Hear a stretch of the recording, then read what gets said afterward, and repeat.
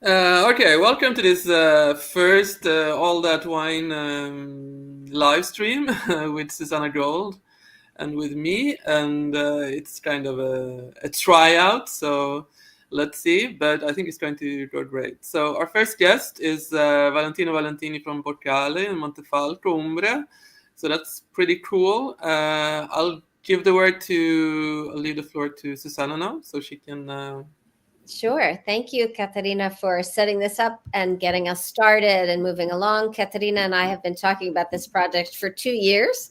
A lot has happened in these intervening 2 years, but luckily we met again at A Montefalco. Exactly, Montefalco. Exactly, in Montefalco. Everything started again up in Montefalco, and so we thought it absolutely appropriate to speak with you, Valentino Valentini, as our first guest on our live stream. So, would you like to tell us a little bit about yourself, Valentino? The first thing, grazie Susanna and Caterina to invited me for the first guest of this new project. I'm Valentino Valentini from Bocale Winery, Montefalco. Montefalco is a small village in Umbria. Umbria is one of the smaller regions in Italy, exactly in the middle of Italy, between Rome and Florence. The main capital of Umbria is Perugia. It's famous for chocolate and the university. And then probably you know Assisi, that is the saint. The town of San Francis, one of the most important saints in Italy, in the world. So we are a very interesting region, but probably more unknown than other regions close to us. We are in the south of Tuscany, that of course is more known than us. Montefalco is a small village, but with a long history in the wine process. We have many documents from the Roman towns, from the Roman time, from Plinio il Vecchio, the statue of the town hall of the 14th, 15th century. We have many documents about the grape, the rule to grow up the grape, to sell grape. We have very interesting document in around the 1520 when the town hall established the date to start the harvest. I tell about these documents because everybody thought that Montefalco is a very young area for wine production. It's not true. We had a long history from 2000 years, and then we had a very black period after the First World War.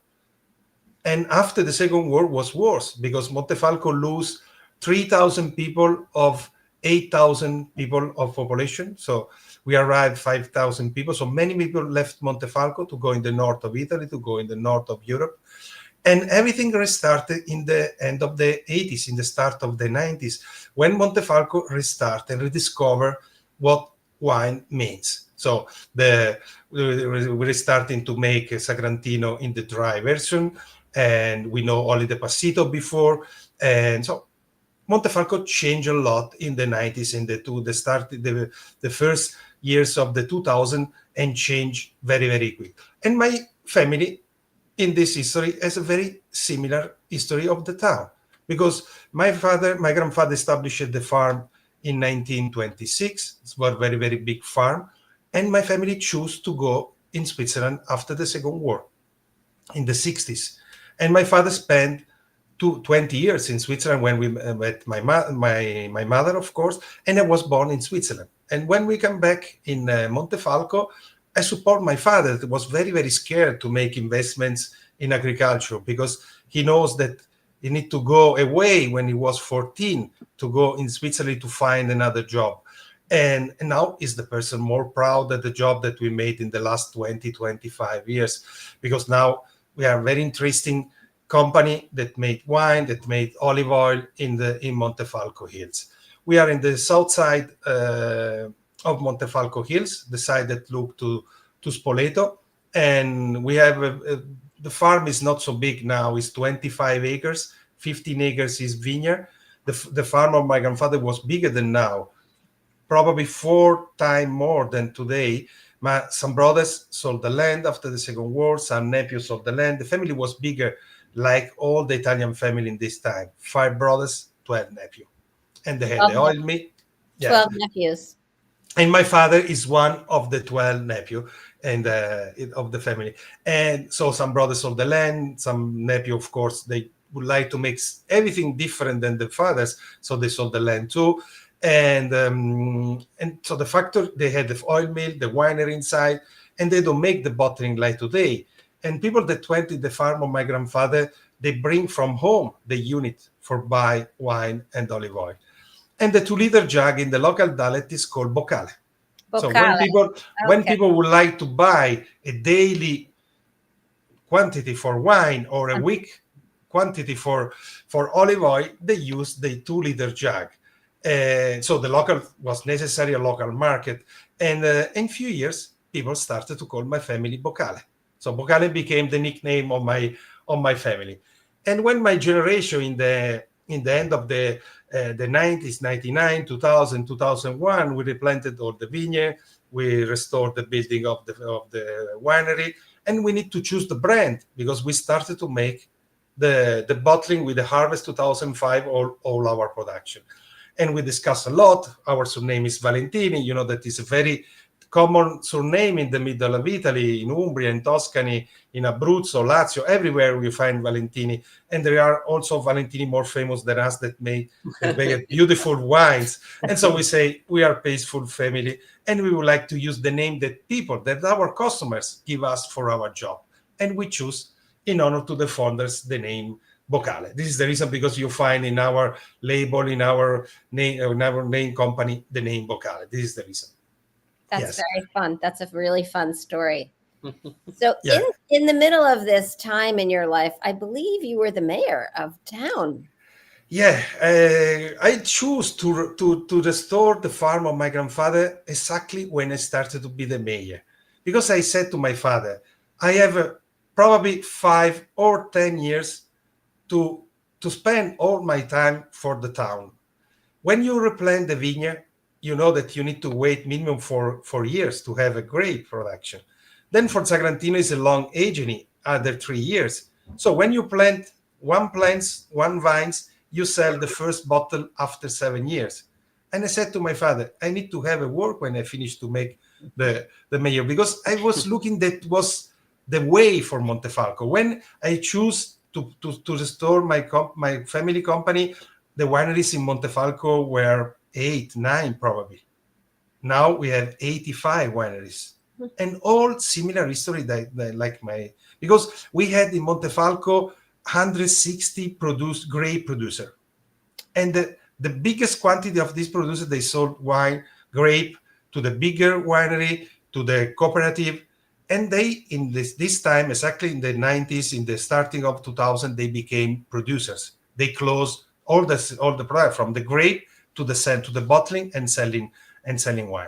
And Montefalco was very, very interesting, because I think after the biggest area in Italy, of the north of Italy, Tuscany, Piedmont, Friuli, Veneto, so the most known area of wine production in over the world, probably Montefalco and Sagrantino grape was the first, the starting of something that happened in all center south of Italy. Now we talk about Nerello Mascalese, we talk about many, many different indigenous grape from Campania, from Puglia, from Sicily. But before the 90s, we had only 4 or 5 big regions in the center north of Italy. So Montefalco was the first in the center south of Italy that starting to grow. And Montefalco changed a lot thanks to the wines. Because I remember every time when I talk about my mayor experience, that when I started in 1999, I was very, very young. I was one of the youngest mayor of Italy in Italy. So I was out of my, and when you need to make big things, you need to have less responsibility. When you are 50 like me now, you are more, you work with, when you are young, you make something that you need to make in this time. And Montefalco changed a lot, because we had the very interesting things, very important combination. We had the most important wine producer in this time. There was around 35, 40 years. And talk about Capraia, talk about Antonelli, Scacciadiavoli. So, and they was in a time that they would like to show that they can make something very important for the town. And we had a very young generation that in the municipality. And this combination made great things. And for this reason, in the end of my experience, I was also the president of Italian Wine Cities Association, that is Città del Vino. And they choose Montefalco not for me, but for the experience that Montefalco represent in this time. I tell, from 9, 10 wineries to 85 wineries. And we had the big investment from other regions. The very important wineries from other regions choose Montefalco to make the investments, from Tuscany, from Trento, from Friuli.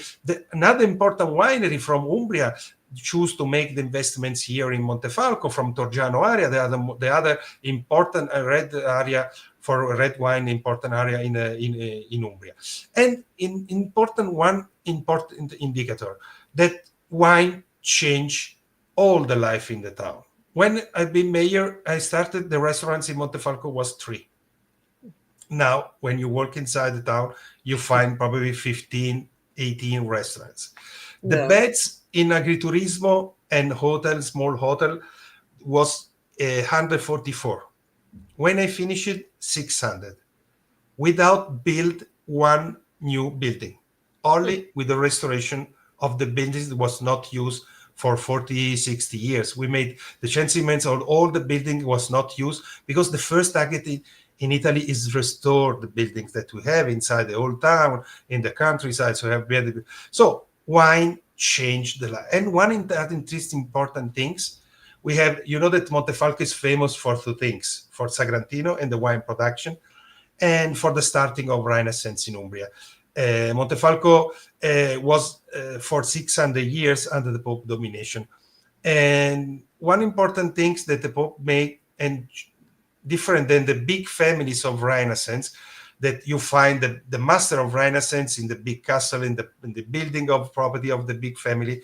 The Pope and the Vatican State had many, many buildings everywhere, in all small town. And in Umbria, we have the master of Renaissance everywhere. We have Filippo Lippi in Spoleto, we have Pinturicchio in Spello, we have Pietro Vannucci that was the master of Raffaello everywhere in the small city. And Montefalco, we have the frescoes of the 1451, 52, because he spent 2 years in the San Francis Church. We have the frescoes that is the starting of Renaissance, painted by Benozzo Gozzoli, a Florentine painter. And it's a beautiful place. It's a museum for many, many years. And in this time, the museum, from 18,000 visitors, arrived in 44,000 visitors. So wow. Montefalco has a very explosion. Restaurants, culture of guests, everybody understand that something was changing. Thanks wine, thanks Sagrantino. So it was a very important job from some producers, and I think the town hall gave a big support to this kind of job. And under this job, I was growing up my vineyard, waiting the first fruit. And I had the first bottle to sell. I remember my first Vinitaly in 2007, and I went in Vinitaly in my winery 1,600 bottles of Montefalco Rosso ready to sell. Because Montefalco Sagrantino has another year for aging, 1 year and a half. So I was ready with Montefalco Rosso, but not ready for Sagrantino. And when I went back from Verona, I said, I spent so much money, so much time for nothing. Now we build a big market. We export around the 70% of our production. United States is the most important market. We sell exactly in 23 states in the United States, from Washington State to Florida, from Massachusetts to California. Not everywhere, because my target is 51, of course, but 23 is a big. Then we sell in Canada, of course, in North Europe. We sell a little bit in Asia.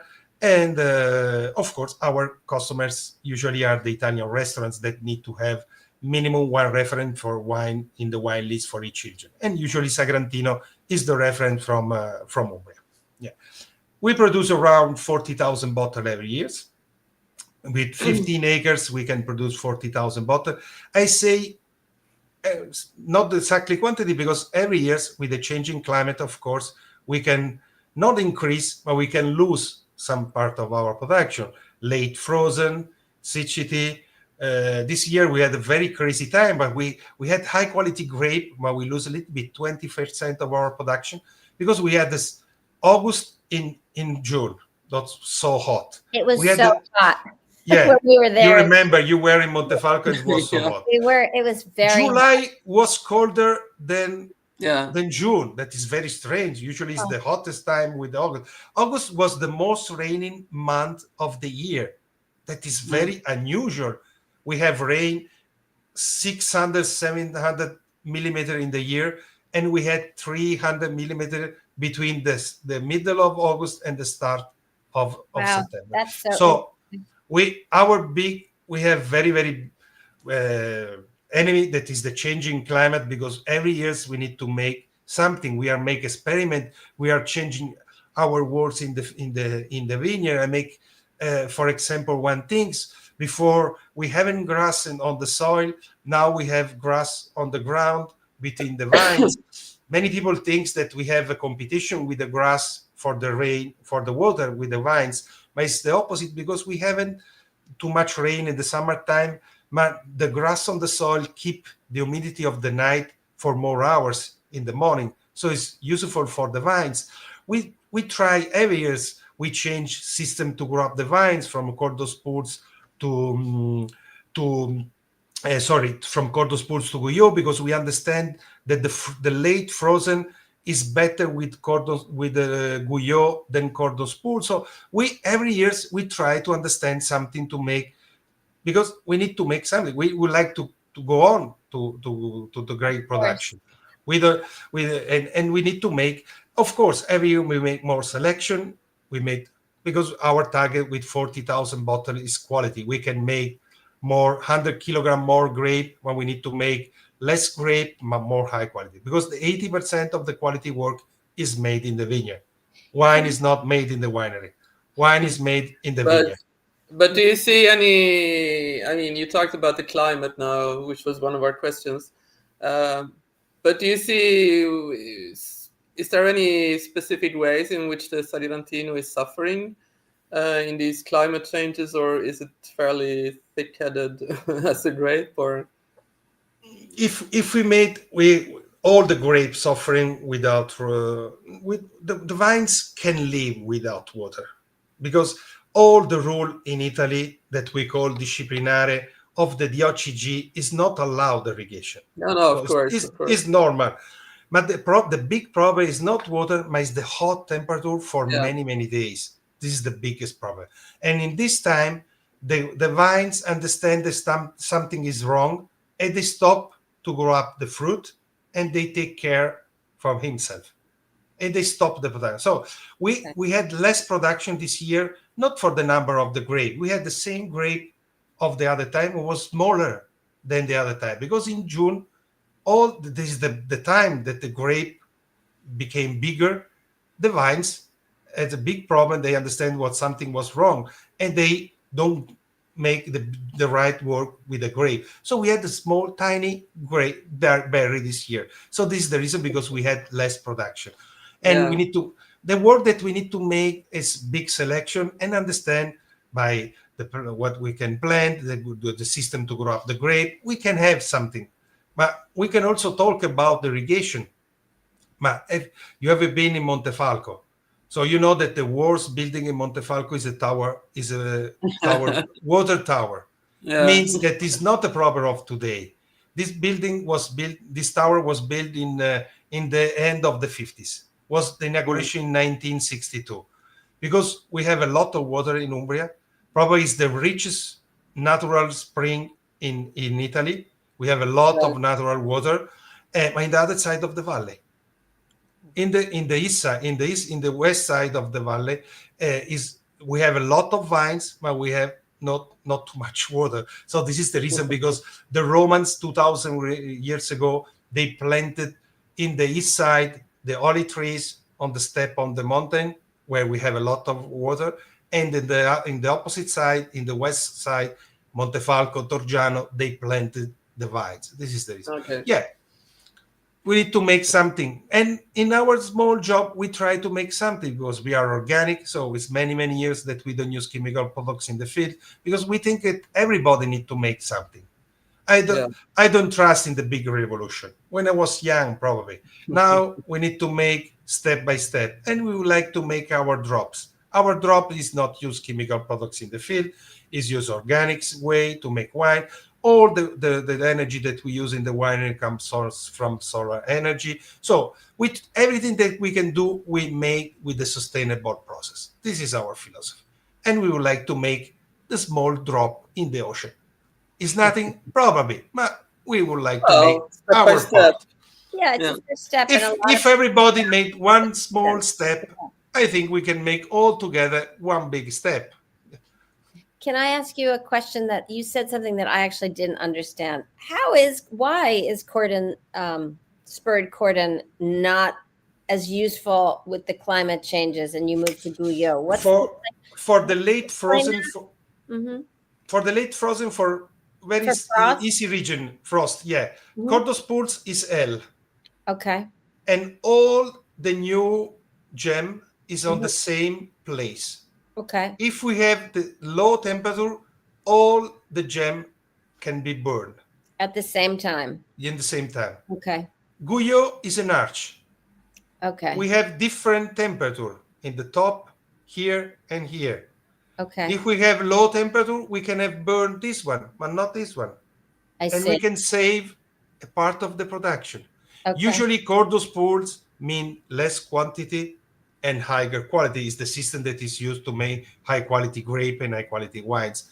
With Guyot, we have a little bit more production.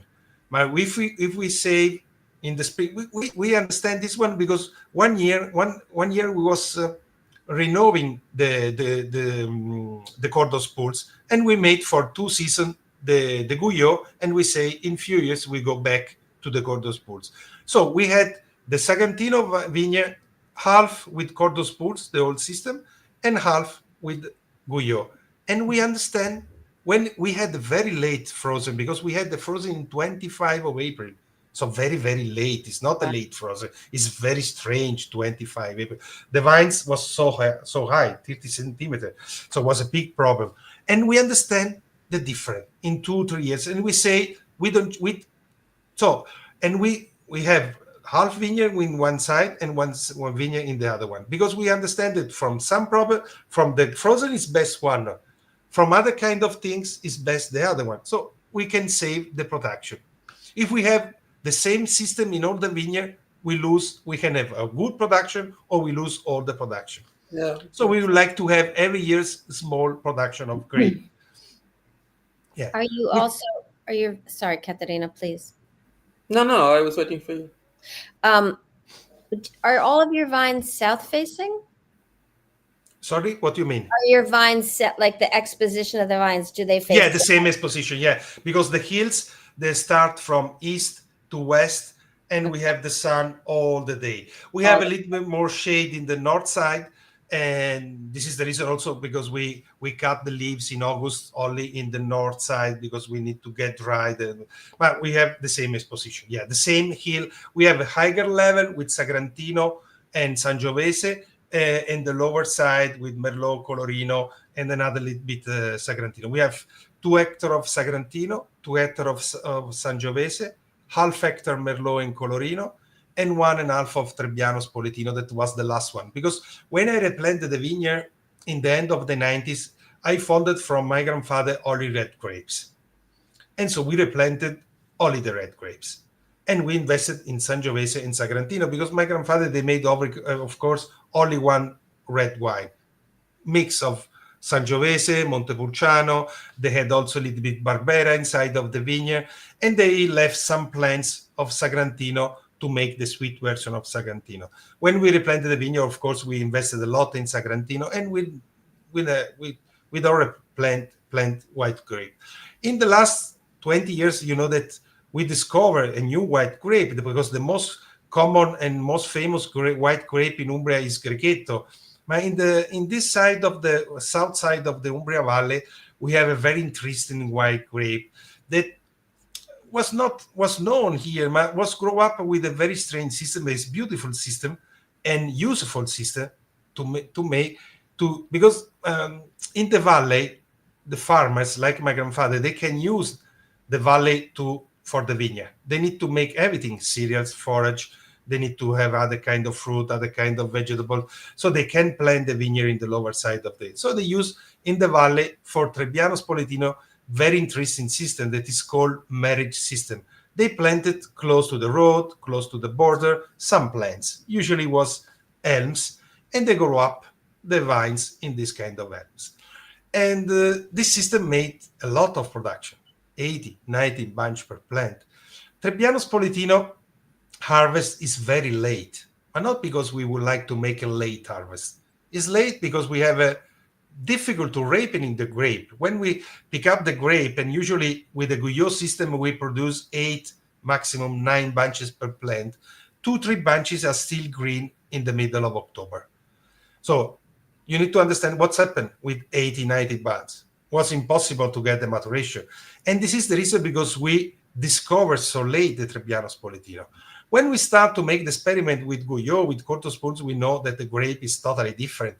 And the interesting things is the perfect combination between the green bunches and the flower and the gold bunches is the perfect combination in the glass, acidity and flowers. And when we discover this grape, we say we would like to plant. But before we would like to understand if we had the capacity to make a white wine, because we had experience in the red wines, but not in the white. So we rent a vineyard in Castelritaldi, that is the town close here in Montefalco, in the area of Sagrantino, in the area of Trebbiano Spoletino. And we try with the first vintage 15, 16, and then we choose to plant in our vineyard 18 and 19 for 2 years of planting of the Trebbiano Spoletino. Now we are using the old vineyard that we rent in Castelritaldi and the new grape that we use, that we grow up in our vineyard. And Trebbiano Spoletino is very, very interesting grape because we make a version young and fresh, but it's very versatile. There are versions of other wineries with aging in barrel, aging in amphora, sparkling, passito. So it's a grape that you can make totally different kind of wine. Yes.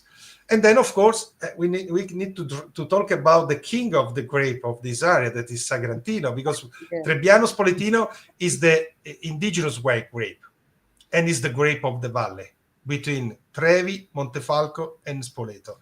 Sagrantino is the grape of the hills. It's a very old grape. Probably is the grape that was grown up in the Roman time also in this hill, but we have the documents. The first document that talk about Sagrantino is a document in the ancient library of Assisi and is a document of the 16th century.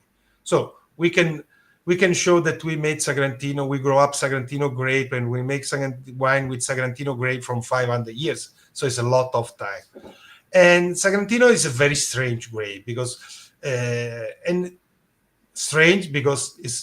the grape with the highest concentration of antioxidant at all. Is the richest of resveratrol, 4,000 milligrams per liter. Then the normal red grape is around 2,000. In this time of the year, the next 2 weeks, the leaves change color and turn in yellow usually. Sagrantino turn in red because the skin and the leaves are so rich of antioxidant. And the antioxidant of the skin we have in the grape. In the glass, and in this time the leaves of Sagrantino turn in red, so the landscape is beautiful in this time, yellow, all the other kind of leaves, and Sagrantino leaves is red. But there is another problem of Sagrantino. It's a very small production, 4-5 tons per hectare, and this is the reason because all the farmers after the Second War changed Sagrantino with other kind of grape that make more production. Because a normal red grape make 8-9 tons per hectare to make a high quality wines. All the rule of the most important DOCG in Italy, the maximum is 7-8 tons per hectare. And this is the reason because we founded in the end of the 90s only, in the 80s, only the sweet version. Because it's not true that the Passito is the father of Sagrantino. Dry. We founded a document, very important document of 1925, was a wine exposition in Montefalco. It's a catalog of the wine exposition, and we founded 3 wineries with 2 different kinds of Sagrantino, asciutto and abboccato. Asciutto means dry, abboccato means sweet. Probably not too sweet. Abboccato is a little bit sweet, but we had two different versions of Sagrantino. So we thought before of this document that really the Sagrantino, the first vinification of Sagrantino was made in the 70s, in the starting of 80s. Not true. We had two versions. We had the new vinification in the 70s, of course, because we understand that the most important things of Italy, when you have the world competition, that you need to make unique wine. Italy is not the country in the world that make the most beautiful wines. We can find high quality wines everywhere in the world. But Italy is the only country in the world that make wine with 700 different kind of grapes. The second country, Peninsula Iberica, Spain and Portugal together make wine with 70 different kind of grapes. So this is a huge number. I just wanted to interrupt you a short while because Michaela... Ciao, Michaela. Julia says hello. He's a very close friend of me. Yeah. I just wanted to ask you with the Sagrantino, because before you were talking about, which is true, that a lot of your fellow producers always tell us also that you have kind of learned more about the work in the vineyard in the last 2 decades now, how to treat the Sagrantino for the best results. And people, when you go, you say you're going to Montefalco for the preview tasting. Like also all my friends here say, oh, but it's a terrible wine to drink. It's full of tannins. But then, as I also read that it's the tannins are different, no, because they're a bit softer. So if you could talk a bit about what differentiates the tannins of the Sagrantino from other very tannic wines. Yeah. In wine we have the same mode that we have in everything. You see the trousers was small and tiny, now are back like in the 70s. So in the 90s, the red wine must be powerful, big, tannins, and this was the mode of the wine. The Cab in North America, in United States, Sagrantino was the mode, and we tried to make in this view, because we were, for 2,000 years, we were not Valentino, but the Italian people, we were the influencer, like we call today, of the wine. And the new influencer in the 90s were the American people. So, and we make the wine like the American people likes. And this is the reason, because we made big extraction from the Sagrantino. And if you make a big extraction, you have a lot of tannins in the wine. And you need to wait 10 years before have a good drinkable wine by Sagrantino grape. Now we make something more easier. We wait more time in the vineyard. So we wait the balance between the sugar maturation and the phenolic maturation. And we understand now also with the research that the phenolic maturation is more important than the sugar maturation. So we wait the phenolic maturation in the middle of October. We check, it's very easy for everybody, check the phenolic maturation. Then we send, of course, the grape in the laboratory. But if you check the seeds, you can understand, everybody can understand the phenolic maturation. When the seeds are green and like a chewing gum in the mouth, you need to wait. When the seeds became brown, perfectly brown and crunchy, it's time to harvest. Now, for Sagrantino grape, we wait minimum 15, 20 days more on the vines. The second thing that we change is distraction. Because in the past, for the reason that you tell before, we was scared of the contact with the skin. And we made very, very short contact with the skin. But the problem is not how many times, but how is the contact with the skin. Because we made it short, but with 4, 5 pumping over per day. So very, very hard extraction. Now the contact with the skin is more than the double, 40, 45 days, but only 1 pumping over per day. Longer, but softer. And the tannins of Sagrantino, like you had the opportunity to test, because the event that you were here was the event, we tell to the people that don't know, is the event where we introduce to the customers, to the wine critics, to the journalists, the new vintage of Sagrantino and all our wines, Trebbiano Spoletino, Montefalco Rosso. But the focus was in Montefalco Sagrantino 21. We understand that not only my winery, but many wineries change the style of Sagrantino. We find different way, but to have the same target.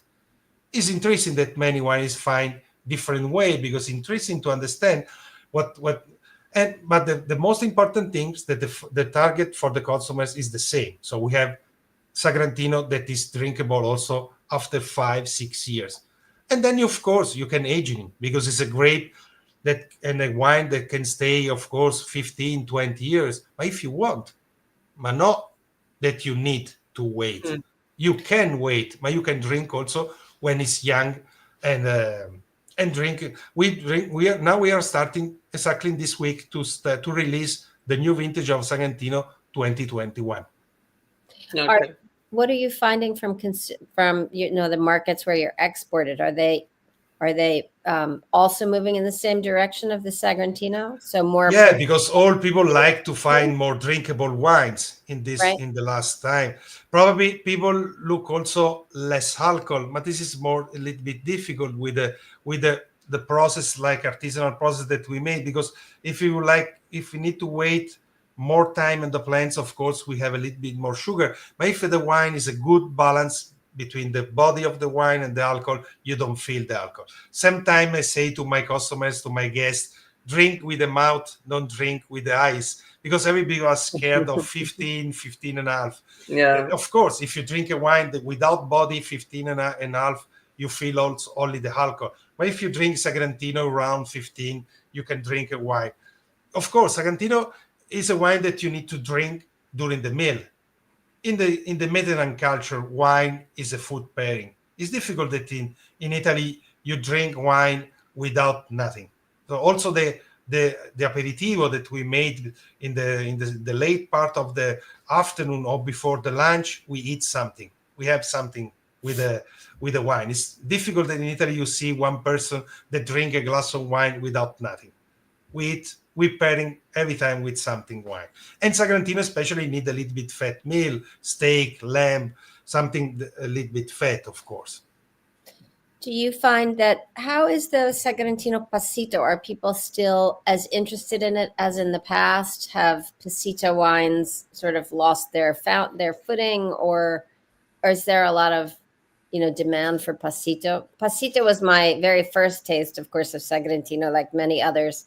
Actually, in 1999, my first visit to Montefalco was just during that first year. And I remember I visited 4 or 5 producers, and they were the producers that one could visit. There were really not a lot of options back then. I told you before, we made 40,000 bottles. Sagrantino Passito is 1,000 bottles. But it's the half bottle. Yeah. So we made 500 bottles of the normal size. So it's a very, very small production.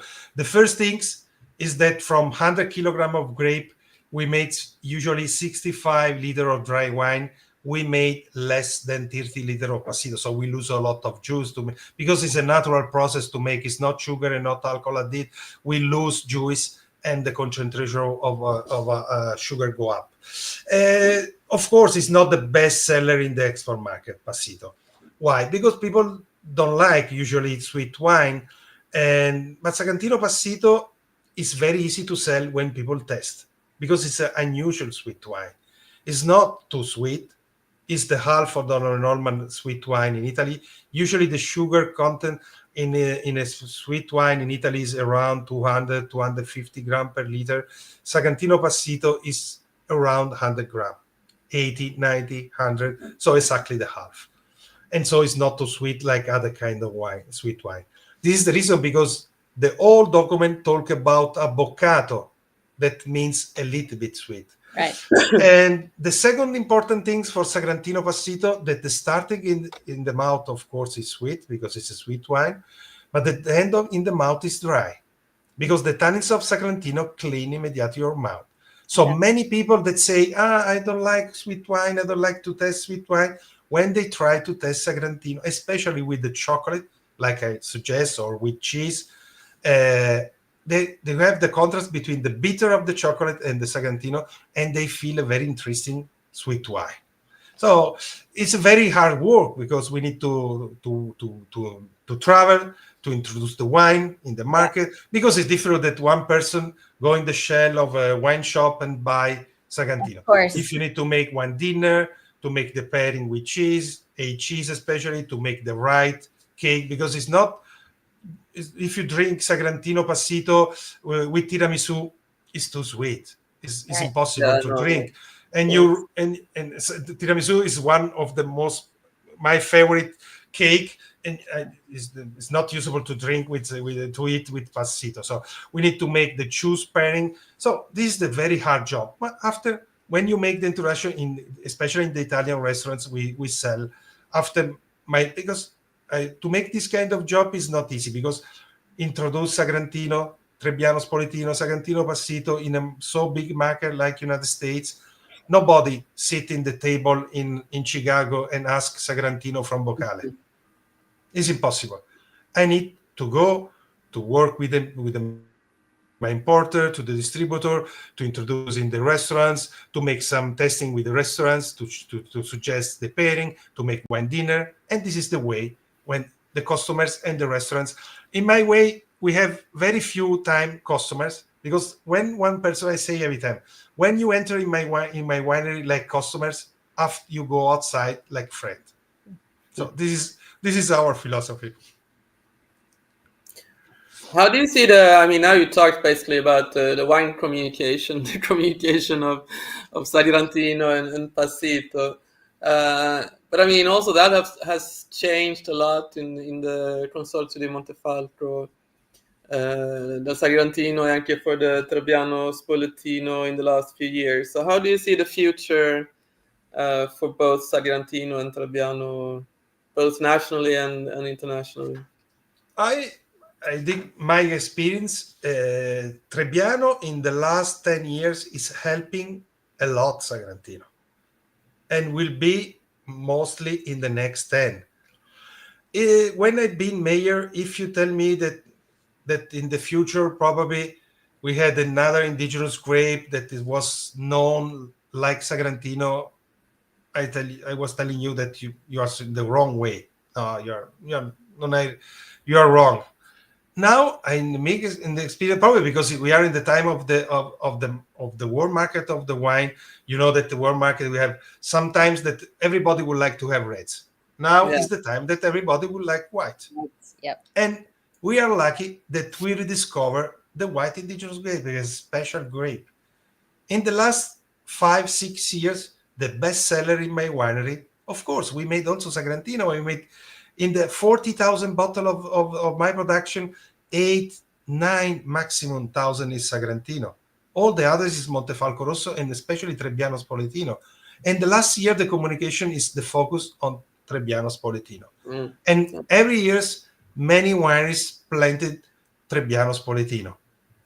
And many wineries that is in the area of Sagrantino are choosing in the next years, because Grechetto you find everywhere in Umbria, but you find Trebbiano Spoletino only in the area between Montefalco and Spoleto. So Trebbiano Spoletino is a very opportunity also for Sagrantino.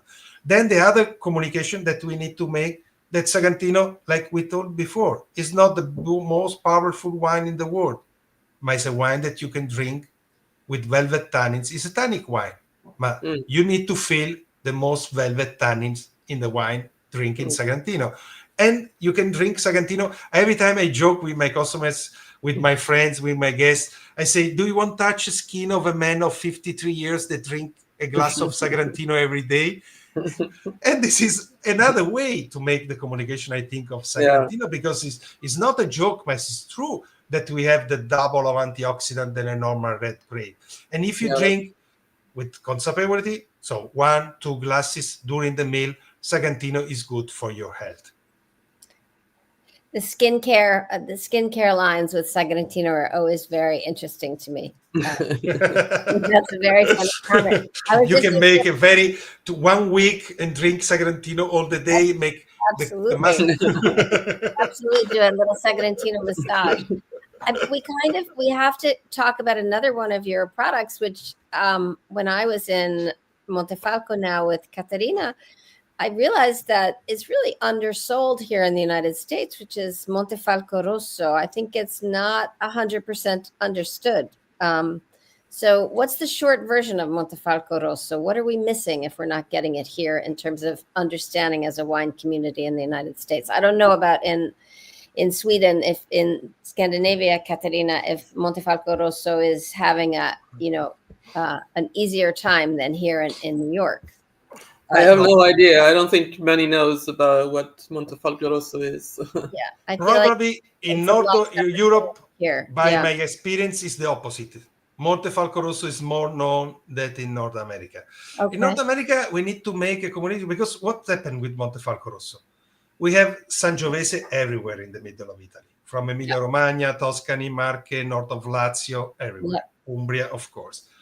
And if you introduce a new Sangiovese in the market, you say, we have a lot of Sangiovese from other regions. We don't need another Sangiovese from Umbria. But we need to say to the customers, to the restaurants, to the wine shop, that we made the original Sangiovese.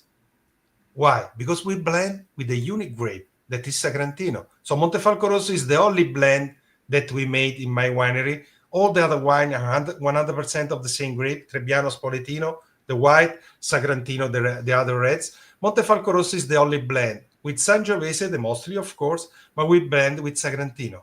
So we have a different way to test Sangiovese. So it's better? I don't know. It's worse? I don't know. But it's different.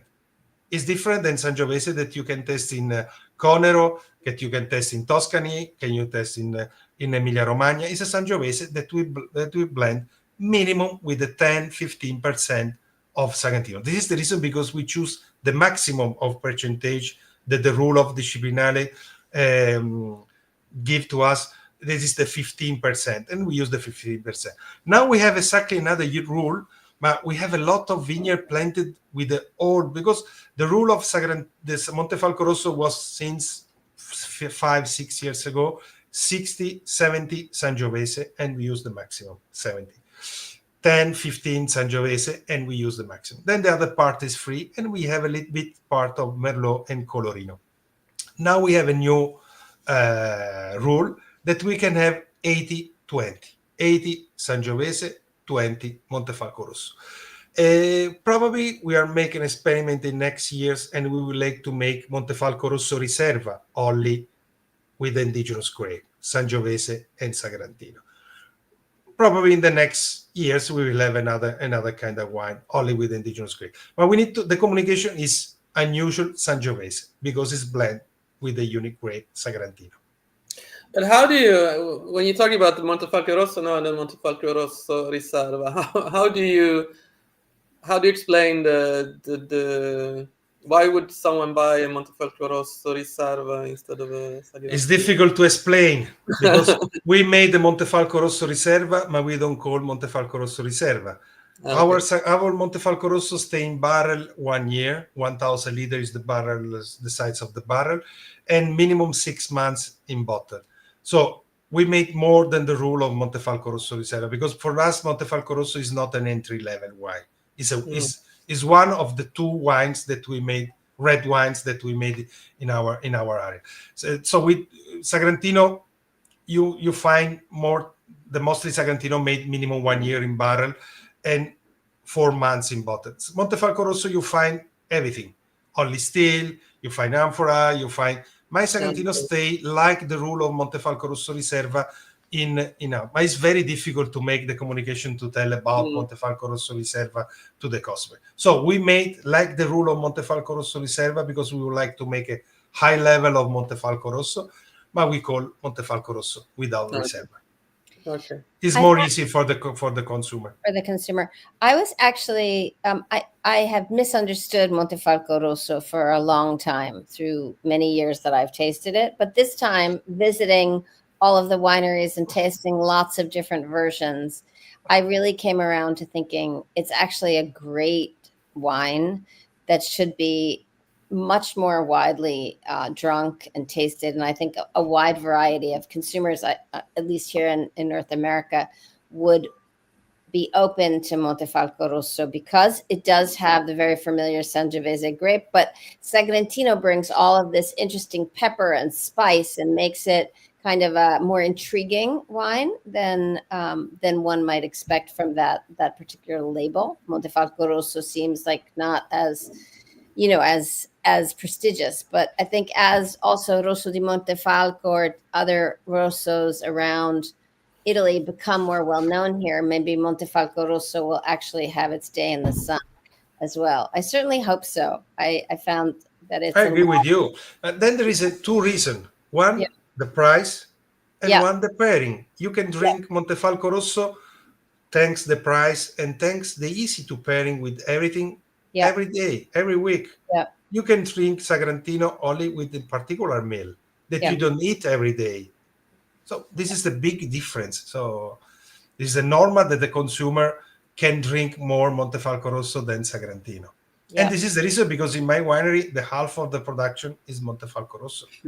Oh, that of course makes sense. I think it's also really interesting that what you mentioned about how Trebbiano can lend a hand to Sagrantino as opposed to seeing it as a competitor. I mean, of course, it's a white wine compared to a red wine, but it's just an interesting way to approach it, and I think a good one that it brings, play and light to your region.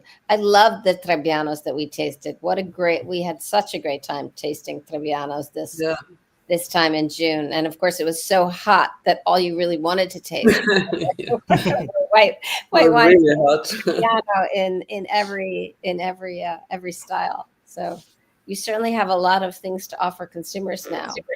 Yeah, of course.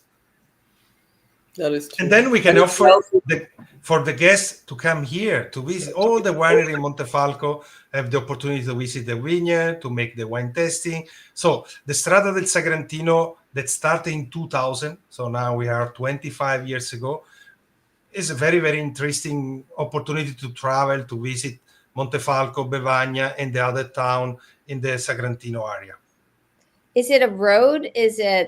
What is the Strada del Sagrantino? Is an itinerary, is a road of Sagrantino, but this is itinerary that where you find all in the key of the territory, of course, are the wineries. Mm-hmm. So, but you find also the oil mill, you find the producer of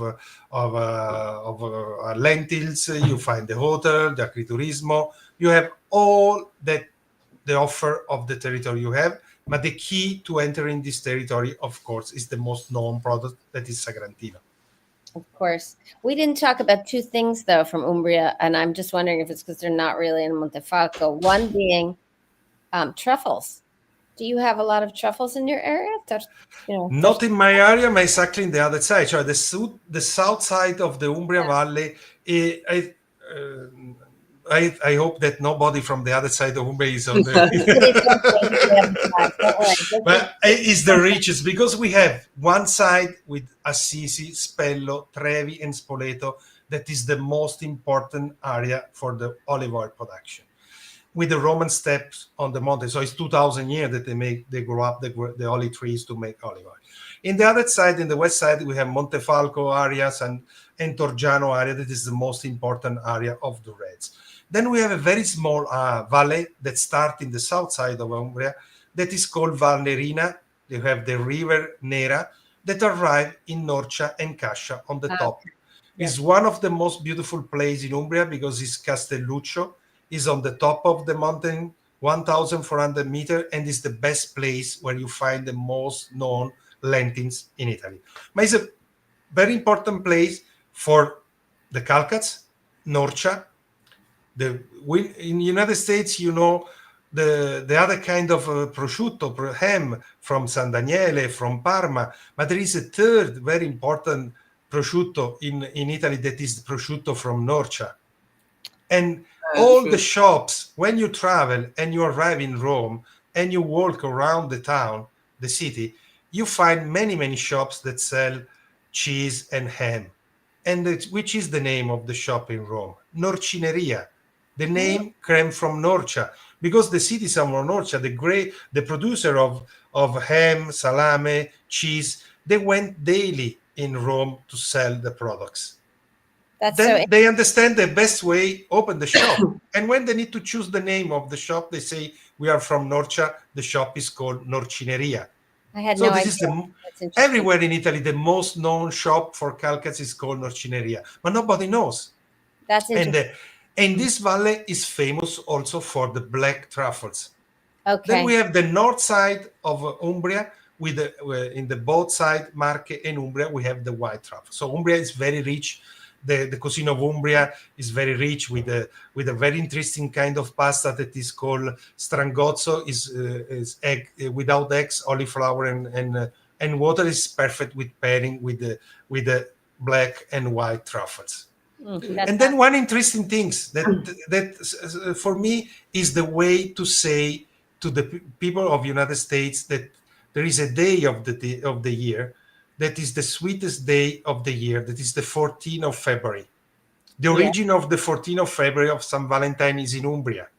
San Valentine is born in Umbria. Really? And is a saint from Umbria. And in Umbria, we have the sweetest way to say cheers during the sweetest day. Passito is a sweet wine for a sweet day. Oh, interesting. I had no idea. I guess that's what you're named for. My name is Valentino. It's on Valentine's Day. Oh, how interesting. Where was St. Valentine? Terni. In Terni. Terni. Oh, okay. That's good to know. I've heard of Norcia, of course. I've heard of Norcia for their, charcuterie, but I had no idea about the Norcineria. Norcineria. No, it's not easy. Yeah, no. We don't have that here, but maybe I could start one. A lot of products, especially because it's almost lunchtime. So the more we talk about this, you're close to lunchtime now. Yeah, that's true. We are here. So anything else you want to add, Suzanne or Susanna or Valentino, that you...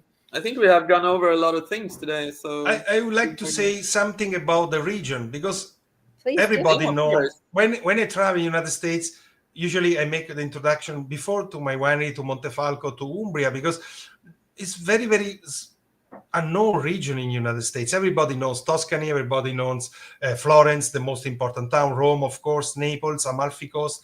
Umbria is very, very interesting region because we haven't the sea. We are the only region in the peninsula area in the middle without the sea, but we have a green sea of the leaves of the green of the olive trees and the vines. So the first color that when you see the hills in Umbria is green, and it's the green, the olive oil and the wine. And then we have many, many small town, village, Assisi, Spello, Montefalco, Bevagna, Todi, beautiful towns. Perugia is the main capital and is the most famous town, one of the most famous towns with Torino and Modica in Italy to the chocolate production. Everybody knows Bacio Perugina. Nobody knows that it's made in Perugia. It's one of the most famous nuts chocolate in the world. It's made in our region. So visit Umbria for Sagrantino, for the heritage, the frescoes, for the landscape. It's a beautiful. Well, you also have the big jazz festival in. I was going to say. Then we are rich of festival. We have two big festivals: the Jazz Festival in Perugia in the middle of July to the end of July, and for people that likes more classic music, dance, lyric, there is the Two World Festival. There is a big connection with the United States because Two World Festival in Spoleto is a twin festival with Charleston in South Carolina because it was founded by the same person in both sides. So we have a lot of connection. United States is a big connection with Europe and especially with Italy. We don't forget. That is true. That is true. Well, it's been really so nice to see you. Thank you for sharing this time with us. Grazie mille. Thank you for inviting me.